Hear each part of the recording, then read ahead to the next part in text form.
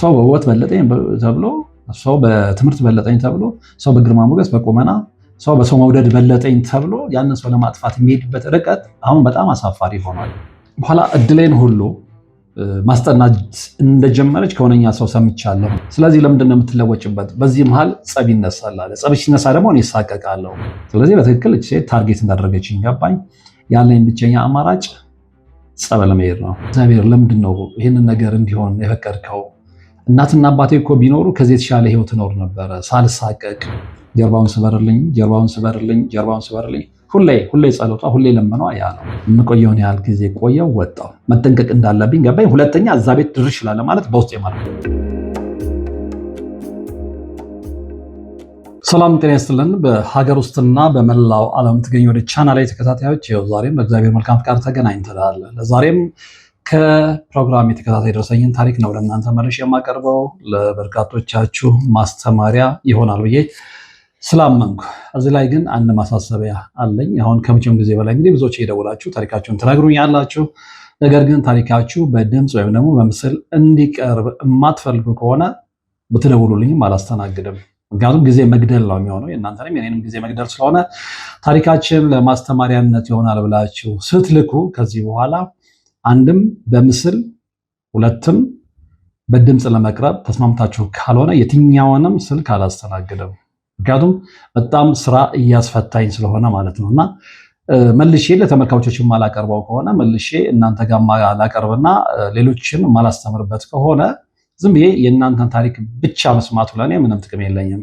በዛ አይነት ምንም ጥቅም የለውም። በዛ አይነት ሁኔታ የተቀበልኳቸው እጅግ በርካታ ታሪኮች ስላሉ እስከዛ እነሱን እያስተናገድኩ ነው የምቆየው ማለት ነው።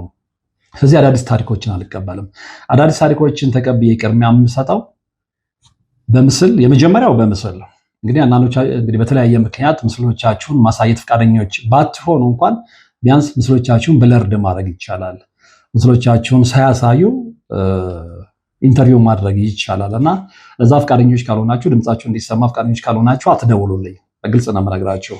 ምክንያቱም በጣም ጊዜ ስለሚሻማ፣ ጊዜ ያለ አግባብ ስለሚያጠፋ ማለት ነው። እና ይህን ያህል ካልኩኝ ወደ ዛሬው ባለታሪኬ ታሪክ ነው የማልፈው።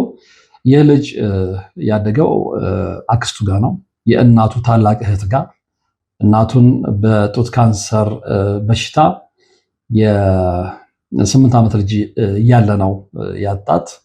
ከዛ በኋላ እንግዲህ ታላቅ እህት የተሻለ ኑሮ ትኖር ስለነበረ ይሄ ልጅ በነገራችን ላይ ለእናትም ለአባቱም ብቸኛ ልጅ ነበረ። አባቱ በልጅነቱ ነው የሞቱት። እናቱን በጡት ካንሰር በሽታ በ8 ዓመቱ ካጣ በኋላ አክስቱ ጋር ማደግ ይጀምራል። አክስቱ እንግዲህ ያላቸው ከሚባሉት ሰዎች መሃል የሚመደቡ ናቸው። እና መጀመሪያ አካባቢ የመጀመሪያውን 1 እና 2 ዓመት እሱ እንደሚያስታውሰው በነገራችን ላይ አሁን ጎረምሳ ሆኗል። በ8 ዓመቱ አክስቱን ጋር ቢሄድ ዛሬ የ21 ዓመት ወጣት ነው። እዛ ቤቱ ሲያድግ የመጀመሪያዎቹ ዓመታት 1-2 ዓመታት ጥሩ ነበር እንክብካቤው። እንግዲህ እሱ እንደሚለው በውረት ሊሆን ይችላል፣ እንደገና የሙት ልጅ ነው የሚለውንም ግምት ከተው ሊሆን ይችላል። የሚገርምህ ግን ከእናቴ ታላቅ እህት ከአክስቴ ይልቅ ባለቤቷ በጣም የዋሰው ነው ያለ።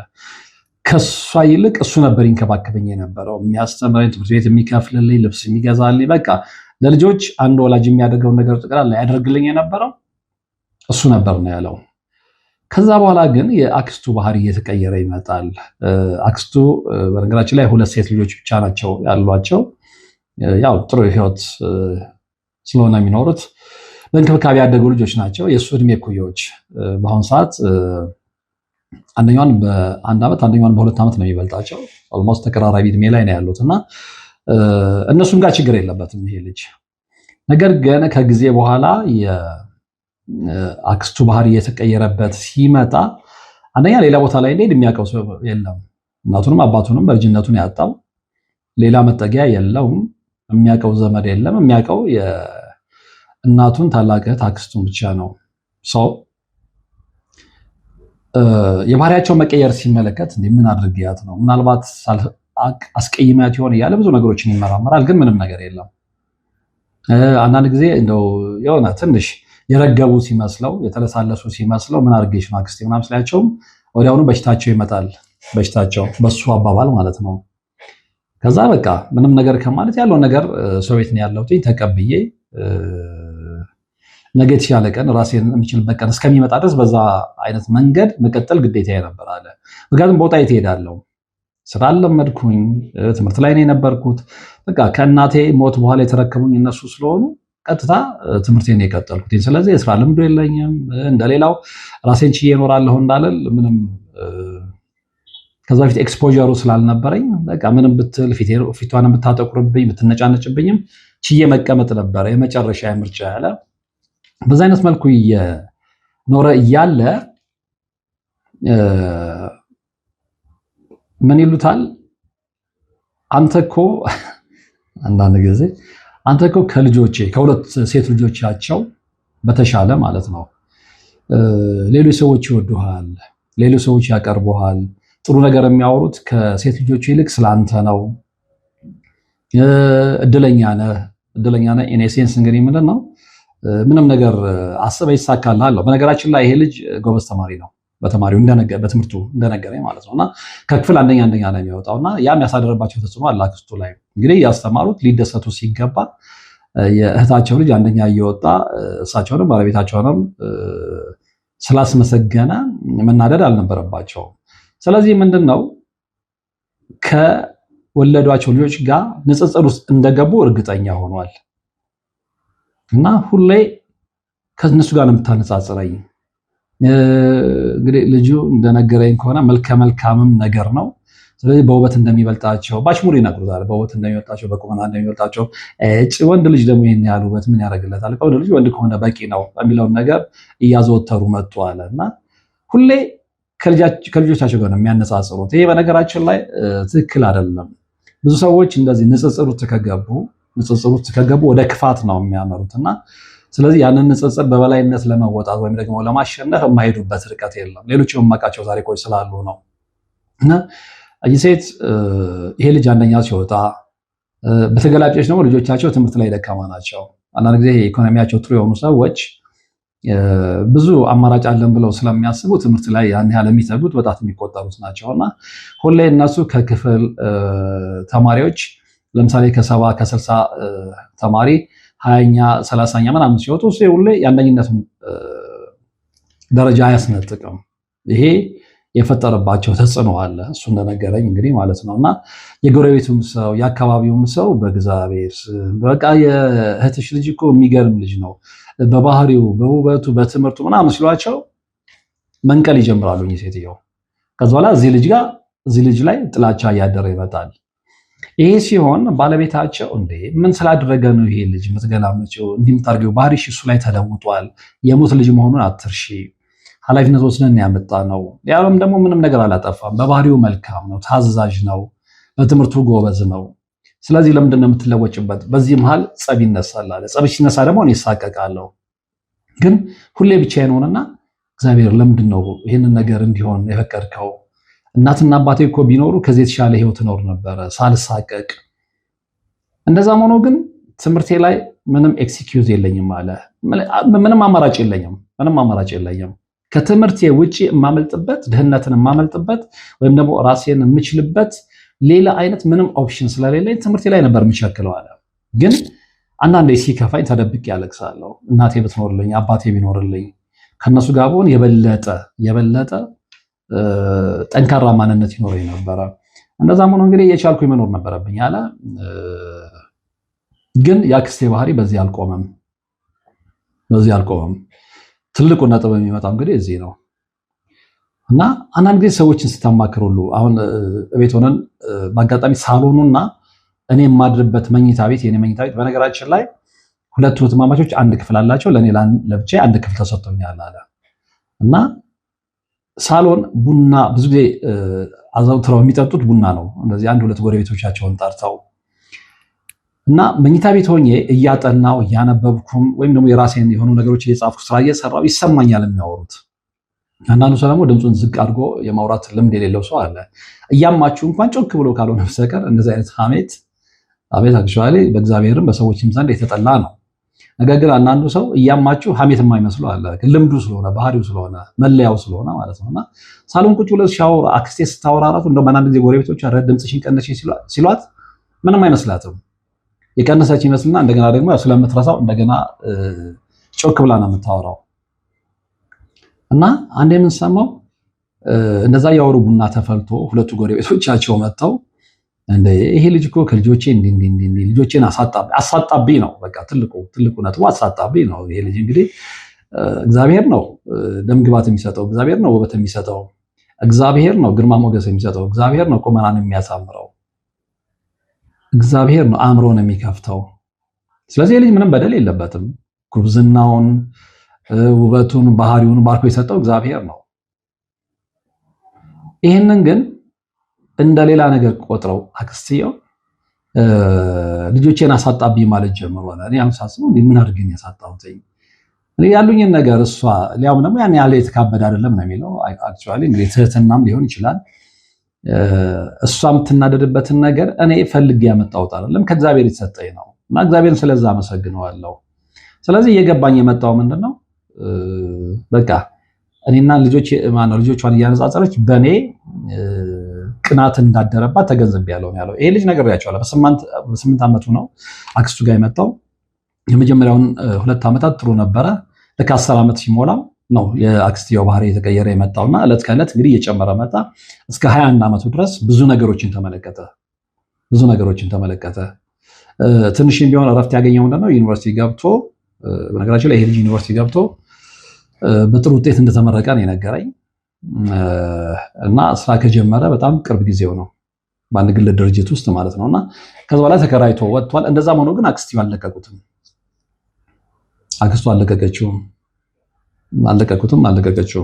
ድርጊቱ አንዳንድ ጊዜ ስለሚያናድደኝ ነው ወደ አንቺነት መመጣና በነገራችን ላይ አክብሮት ከእድሜ ጋር ብቻ የተያዘ ነው ብዬ አላምንም። ባህሪያችን ነው የሚያስከብረን እንጂ እድሜያችን ብቻ አይደለም።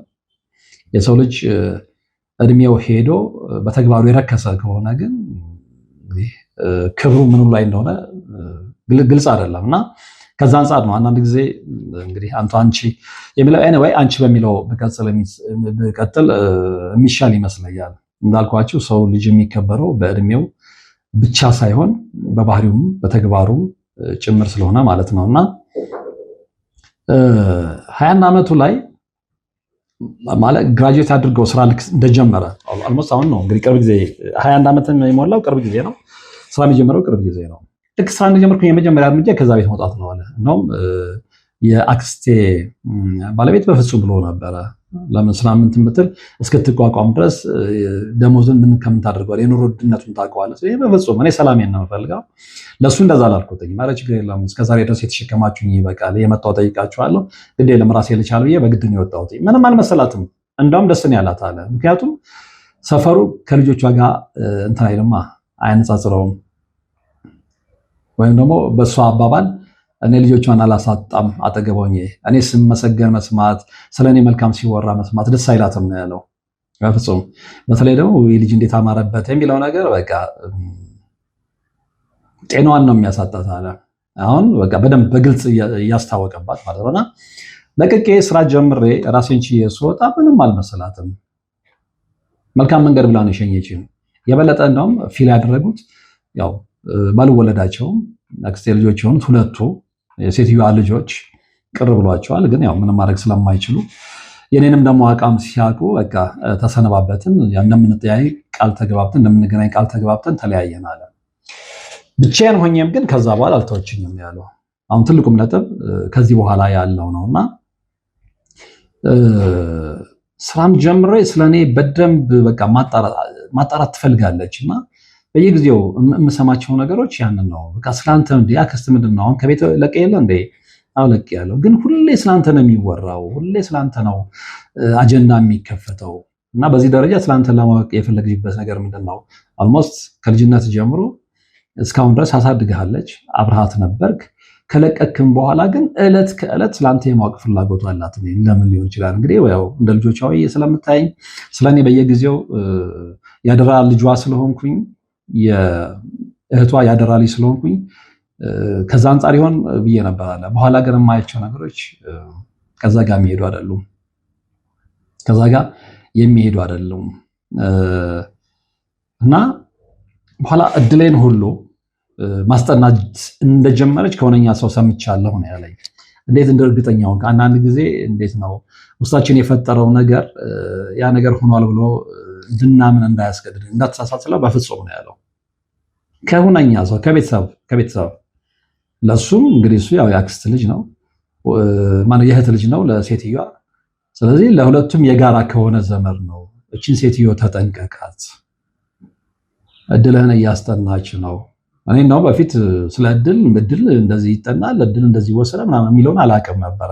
ያንን ከሰማው በኋላ ግን እንደዚህ አብረን ካምፓስ የተማርናቸው ልጆች እንዲህ ብዬ ስነግራቸው ያንተን ቪዲዮ በነገራችን ላይ ከዛ በኋላ ነው የኔንም ስልክ ፈልጉ ያገኙና ያንተን ቪዲዮ ላኩልኝ ስለ እድል የሰራሃቸውን። እሱን ከተመለከትኩ በኋላ የሆነ ነገር ወደኋላ ሁሉ እያጠነጠንኩኝ የሆኑ ነገሮችን ማሰላሰል ጀመርኩኝ። ከዛ ልክ እሷ እንደምትከታተለኝ እኔም ደግሞ እሷ መከታተል ጀመርኩ። በእርግጠኝነት እድሌን እያስጠናች እንደሆነ ደረስኩበት። ንስሐ አባቷን አውቀዋለሁ አለ። ይመላለሳል እዛ ቤት፣ ወጣት ነው። ከሱ ጋር ደባ ውስጥ እንደሆነች ማስረጃ ላይ ነው ያለው። እንደውም ያው ይጠያየቃሉ ብያቸዋለሁ። መጀመሪያም ቃል ተግባብተው ነው እንትን ያሉት። ልጆቹን ሁለቱን ሴቶች የአክስቱ ልጆች እንደ እህቱ ስለሚቆጥራቸው ያገኛቸዋል። ትርፍ ጊዜ ባለው ሰዓት እረፍት በሚሆንበት ሰዓት ይሄዳል። እቤት ሄዶ ተጫውቶ አምሽቶ ነው እንትን የሚለውና ያችን ክፍሉን ለማንም አልሰጡበትም። ስለዚህ ትዝታውም ስላለው እንግዲህ ከ8 እስከ 21 ዓመት አስቡት ምን ያህል ጊዜ ከ10 ዓመት በላይ እዛ ቤት ውስጥ ቆይቷል። እና ያንን ማስታወስ ይፈልጋል። ትዝታው ስላለው ምናምን አንዳንዴ መኝታ ቤቱ ይገባና የድሮን እያስታውሳ ሲቀመጥ ያው ቡና የተለመደው በተለይ አለ በተለይ ከ7 ሰዓት እስከ 8 ሰዓት ባለው ሰዓት ውስጥ እኛ ቤት ሳሎን ቡና የማፍላት ልምዱ አለ። ቤቱ ጭር እንዳይል ምናምን ይባላል። ምሳ እየተበላ ከምሳ በኋላ ቡና ይፈላል። እና አንድ ቀን በእንግድነት ሄጄ በነበረበት ሰዓት ላይ እነዛው ጎረቤቶች ይታወቃሉ፣ 2 ሴቶች ናቸው የመጡ ቡና የሚጠጡት። ከእነሱ ጋር እንደተለመደ ይጀመርና ሲባል የዛን ጊዜ ግን ንስሐ አባትም ተብዬው ነበረ ነው ያለው።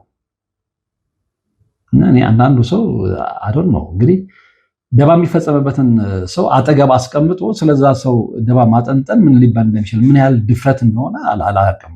እኔ እዛ ሆኜ እንግዲህ መኖሬን ዘንግተውት ይሁን ምንም አላውቅም። ስለዚህ ሲነጋገሩ ሰማሁኝ አለ። ወይ ደግሞ እኔ ከእህቶቼ ጋር እየተጫወትኩኝ ስለነበረ ያልሰማኋቸው መስሏቸው ሊሆን ይችላል። አጋጣሚ እኔ መኝታ ቤት እኔ አድርበት የነበረው መኝታ ክፍል ነበር። ሁለቱም ሴቶች እዛ ነበር ስንጫወት የነበረውና እንዲሆኑ ክርክር ተጀመረ። ይቻላል ያንን የሚለው ማን ነው? ንስሐ አባት ተብዬው። ስለዚህ ምንድን ነው የምትፈልጊው?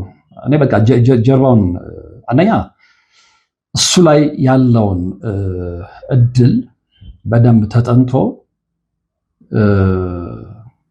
መልካም መሆኑ ከተረጋገጠ ያንን እድል ልጆቼ እንዲጠቀሙበት እፈልጋለሁ። የስራም እድል ይሆን፣ የውበት እድል ይሆን፣ የሰው መውደድ እድል ይሆን፣ ሁሉንም አብራርተው ነው የተነጋገሩት። ይቻላል ያላት ንስሐ አባት ተብዬው እንግዲህ ያው ደብተራ ምን እንደሚሰራ ነግሬያችኋለሁ። ደብተራ ስላችሁ ትክክለኛውን ደብተራ አይደለም፣ ወይም ደግሞ ይሄ ከክፋት ርቆ ትክክለኛው የእግዚአብሔር መንገድን የሚከተለውን አይደለም። ይሄ ግን ከባለ ወቃቢ ያው ሁሌ የምንነጋገረው የዛ አይነቱ ይገባቸዋል፣ በተንኮል መንገድ የሚሄደው ማለት ነው። እና ያንን ሲሉ በቃ የሆነ ውስጤ አሲር ሲተፋ ይታወቀኛል አለ። በዚህ ደረጃ የኔን እድል ወስዳ ለልጆቿ መስጠት ለምን ፈለገች? እና አይ ቲንክ እነሱም ሳይሰሙ አይቀሩም እና ገጽታቸው ሲቀያየር ሁሉ ሰማለሁ። ስለዚህ ምንድነው እየሆነ ያለው ነገር ሲላኛ ምንም አናውቅም። በግልጽም ደግሞ እነዚህ ልጆች እንግዲህ የወቁም አያውቁም እነዚህ ልጆች እኔ ላይ ክፋት ሲያስቡ ሰምቼ አላውቅም። እና ምንም ባልያዝኩት ነገር ከልጆች ጋር መጋጨት አልፈለግኩም። ሁሌ ስለኔ መልካም ነገር ነው ያላቸው። እናታቸው ግን በዚህ ደረጃ እኔን መፈታተኗን አጠገቤ ሆነው ኦልሞስት እየሰሙት ነው እና መናገሩ ላቃታቸው ነው ያለው። ከዛ ምንም አላልኩም። ሳላስነቃ የምቆየውን ያህል ጊዜ ቆየው፣ ወጣው። መጠንቀቅ እንዳለብኝ ገባኝ። ሁለተኛ እዛ ቤት ድርሽ ይላል ማለት በውስጥ የማልኩኝ ያለ ከመውጣቴ በፊት። ከዛ ምን አትጫወት ምናምን ይሄ የለበጣ አለ አይደል? አንዳንድ ሰው እባብ እየጠመጠመባችሁ ልትሄዱ ወይም ልትሰናበቱ ስትሉ እንደምን ነው ቆይተ ምናምን የሚለው ይሄ ከአንገት በላይ የሆነ ነገር ገባኝ። በቃ እሺ እንዳጠፋ ተባልኩኝ በልቤ። ከዚህ በኋላ መልኬን አታዩም ብዬ ወጣሁ። እነሱን ተሰናብቼ እነሱን በቃ አደራ እንዳጠፋ ምናምን እነሱ ገብቷቸዋል አለ። በቃ የሆነ የተገነዘቡት ነገር አለ ከኔም የስሜት ለውጥ ያንን አልኩኝ ምዬ ወጣሁኝ ያንን ግቢ ትቼ ማለት ነው። ከዛ በኋላ ግን መጠንቀቅ እንዳለብኝ ገባኝ እና ያ ካምፓስ ውስጥ ስንማር ለነበረ ልጆች ካማከርኳቸው አንደኛው ያንተንና ቀሲስ ሄኖክ ለማርያም በድል ዙሪያ የተናገሩት ትምህርት ላከልኛል እና ያንን በደንብ ሰማሁት አለ። ከዛ በኋላ እንደዚህ አይነት ነገሮችን እያጠነጠንኩ መስማት ማነው እየተከታተልኩኝ ማድመጥ ጀመርኩኝ እና በጣም መጠንቀቅ እንዳለብኝ ገባኝ። እንደዛም ሆኖ ግን አልቀረልኝም አለ። በጣም የሚገርመው ስራዬን በጀመርኩኝ አለ በጥቂት ወራት ውስጥ ነገሮች የተበለሻሹ መጡ። በፊት አለቃዬ በጣም አፕሪሼት ያደርገኝ የነበረው ፊቱን ማጥቆር ጀመረ። ያለ ምክንያት ያለምን ተጨባጭ ምክንያት መነጫነጭ ጀመረ። በፊት ያቀርቡኝ የነበሩ ሰዎች ከኔ ጋር መቆየት ሁሉ የማይፈልጉበት ደረጃ ደረሱ። በአጠቃላይ ሰዎች እየጠሉኝ መጡ። ከኔ ጋር መሆን አይፈልጉም። የተወሰነ ደቂቃ አብረውኝ ትጋሉ ይሰለቹኛል። ስለዚህ ፍራስትሬሽን ውስጥ እየገባሁ መጣዋል። ምንድን ነው ሰዎችን ሳላስቀይም ከኔ ጋር መቆየት የማይፈልጉበት ምክንያት ምንድን ነው? ስራ እያስጠላኝ መጣ። ስራ እየተበላሸብኝ መጣ። ስለዚህ አለቃዬ በትንሽ በትልቁ መነጫነጭ ጀመረ። አሁን ይሄ ነገር አክስቴ እንዳለችው ነገሮችን እያበላሸችብኝ ነው ማለት ነው። ከዛ ነገሮች እየከፉ መጡ። የስራ መበላሸቱ ብቻ አይደለም፣ ሰዎች ከኔ ጋር መቆየት አለመፈለግ ብቻ አይደለም፣ እየታመምኩኝ ጤናዬ ሁሉ እየተዛባ መጣ። ሴትዮ ልታበላሸኝ ነው አልኩኝ አለ። ከዛ በኋላ ይሄ ነገር ሞር እየሆነ በሄደ ቁጥር ሞር ደግሞ በዚህ ጉዳዮች ላይ የተጻፉ ነገሮችን ማንበብ፣ የእናንተን ትምህርት መከታተል፣ ስለ ዕድል የተሰሩ ነገሮችን፣ ሌሎች ነገሮችንም ማወቅ ጀመርኩኝ አለ። ስለዚህ በትክክል እቺ ሴት ታርጌት እንዳደረገችኝ ገባኝ። ያለኝ ብቸኛ አማራጭ ጸበል መሄድ ነው። ጸበል ሄድኩኝ፣ ጻድቃኔ ማርያም። ስሄድ ግን ተስዬ ነው የሄድኩትኝ አለ። በቃ ልጅ ነኝ ገና ነገሮች እየተከፋፈቱልኝ እያሉ ከጅምሩ እንዲበላሽብኝ ያደረገውን ኃይል አንቺ በራስሽ ስልጣን በራስሽ ኃይል ከላይ ላይ አስወግጅልኝ ብዬ ስለተስዬ ሄድኩኝ አለ። የፈለገ ነገር ይሁን ላለቃዬ ነገር ይሁን ሄድኩትኝ። በቃ እየታመምኩኝ ነው፣ ነገሮች እየተበላሹብኝ የመጡት በዚህ ምክንያት ስለሆነ የተወሰነ ጊዜ እረፍት ስጠኝ። እግዚአብሔር ይስጠው እንደዛ የሚነጫነጭኝ አለቃ እረፍት ስጠይቀው ግን እምቢ አላለኝም አለ። ስለዚህ የዓመት ፍቃድ እንግዲህ ስራ ከጀመርኩኝ ቅርብ ጊዜም ቢሆን ያለብኝን ችግር ግምት በመክተት ሊሆን ይችላል ፈቀደልኝ። ሄድኩኝ አለ። 2 ሳምንት ጸበል ገባው። እየተጸበለ እያለ 14 ቀን ማለት ነው። 12ኛው ቀን ላይ መንፈስ ተጋለጠ። አክስቱ ምን እንዳደረገች ምን እንደምትመኝ በሱ ላይ ምን እንዲሆን እንደምትፈልግ ምናምን ጠቅላላ የእሱን እድል ወስዳ ለሁለቱ ልጆቿ እንደሰጠች ሁልጊዜ ልመኗና ከደብተራው ጋር ሲያሰሩ የምትጠይቀው ነገር ምንድነው? ጀርባውን ስበርልኝ።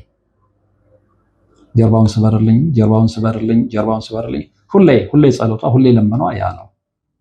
በኋላ ምንድነው ጀርባውን ስበርልኝ የምትለው ተብሎ መንፈሱ ሲጠይቅ ምንድነው ያለው? ጀርባው ከተሰበረ ፓራላይዝ ሆኗል። ፓራላይዝ ከሆነ ስራ መስራት አይችልም። ስራ መስራት የማይችል ከሆነ ይደህያል።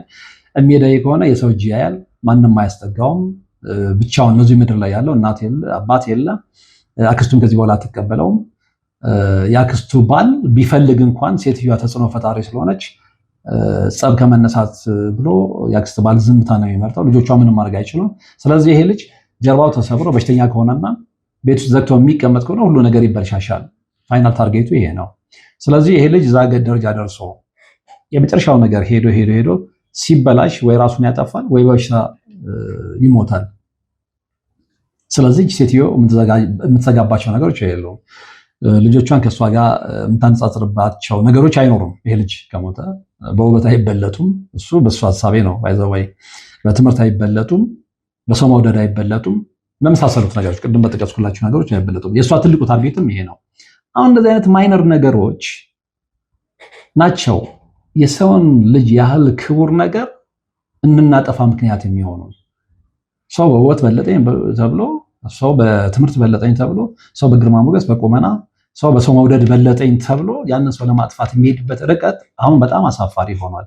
በጣም ስናየው ተራ ነገር ይመስላል፣ ግን ተራ ነገር አይደለም። በጣም ብዙ ሰዎች የዚህ ሰለባ እየሆኑ ነው። እኛ አልገባንም እንጂ ማለት ነውና ይህንን ነገር ሁሉ መንፈሱ ተናግሮ ከተገለጠ በኋላ በቃ የህይወት አቅጣጫዬን ማስተካከል እንዳለብኝ ገባኝ። ሴትዮ እንደማትለቀኝም ገብቶኛል። ምክንያቱም ተጸብዬ ድኜ መንፈስ ተሸኝቶልኝ ከሄድኩኝም በኋላ ሴት እያደሰች እንደምትልክ፣ ምክንያቱም ስለ እድሳት ከእናንተም ትምህርት ላይ አግኝቻለሁ ያሉ። ስለዚህ ልክ ሊሆን የሚችለው ምንድነው? በቃ ከዛ አካባቢ መራቅ፣ ስለኔ ምንም አይነት ኢንፎርሜሽን እንዳታገኝ የምትሆንበትን ሁኔታዎች ማመቻቸት፣ ስለኔ የምታውቅባቸውን መንገድ ጠቅላላ መዘጋጋት በተሻለ ይመጣል። ስለዚህ ከጸበል እንደወጣው ቀጥታ ያደረኩት ቤት መቀየር ነው አለ።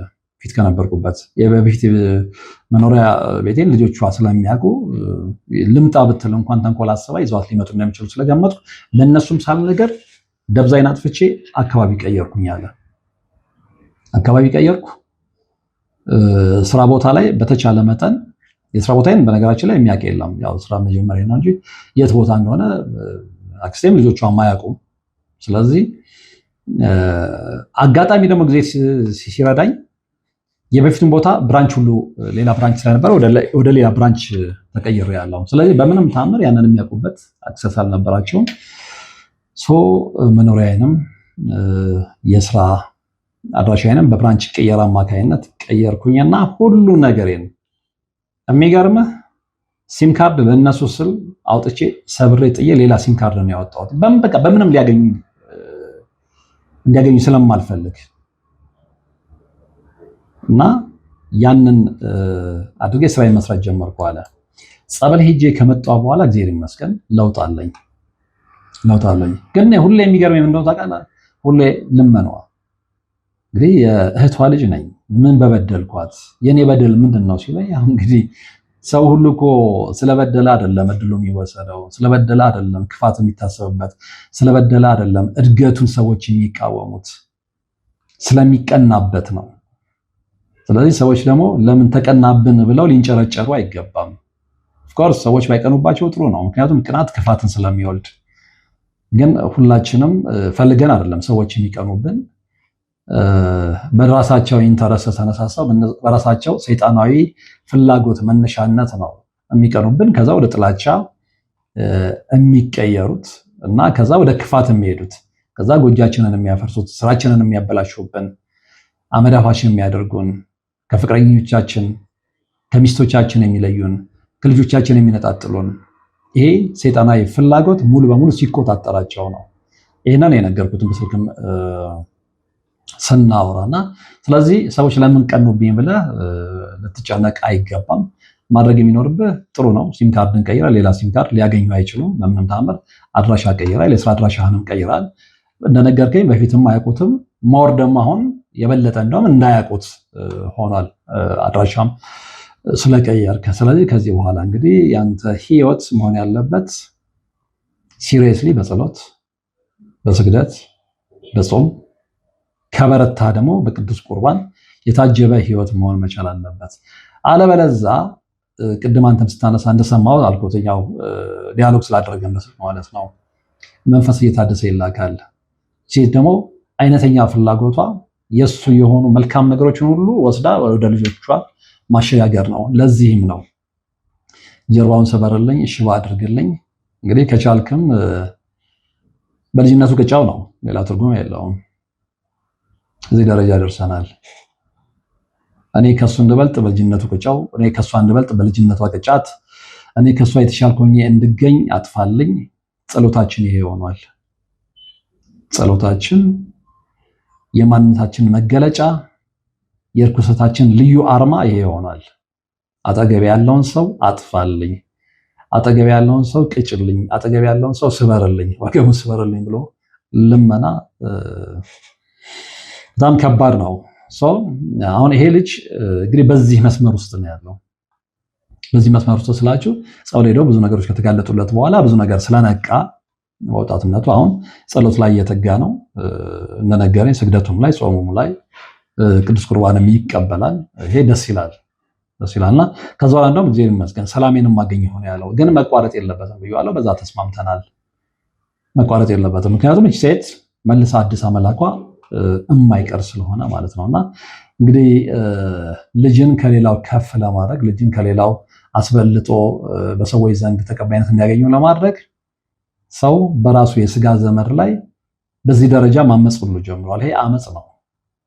ሰዎች ሲያምጹብን ነው ሊያጠፉን የሚፈልጉት። ሲያምጹብን ነው ሁሉ ነገራችንን ማበረሻሸት የሚፈልጉት። ሲያምጹብን ነው የትምህርት እድላችንን፣ የሰው መውደዳችንን ሁሉ እንድናጣ ሊያደርጉን የሚችሉት እና ይሄ ግን በእኛ ብርታትና በእኛ ስንፍና ላይ የተመሰረተ ነው። ከሰነፍን ይሳካላቸዋል። ካልሰነፍንና ከበረታን እግዚአብሔርን የምንፈልግ ከሆነ ደግሞ አይሳካላቸውም። ስለዚህ ምርጫው የኛ ነው። ምርጫው የኛ እንዲሆን ግን ልንነቃ ይገባል። ስለ መንፈሳዊ ህይወት መመርመር አለብን። በመንፈሳዊ ህይወት ላይ የተጻፉ መጽሐፎችን ማንበብ አለብን። አባቶችን ማማከር አለብን። በዚህ ጉዳይ ላይ የተሰሩ ዶክመንተሪዎችን ስለ እድል መወሰድ ብዙ ተሰርተዋል። በጣም ብዙ ማለት ነው እና እነሱን የምንከታተል ከሆነ እንደዚህ ልጅ ርቀት መንገድ ላይ ሄደን ወይም ደግሞ ብዙ ሳናቅ ተጉዘን ከምንጎዳ ገና በአፍላው ተገንዝበን ራሳችንን ለማዳን ይጠቅመናል። ይሄ ልጅ ያን የጠቀመው ያን እንትን አለ።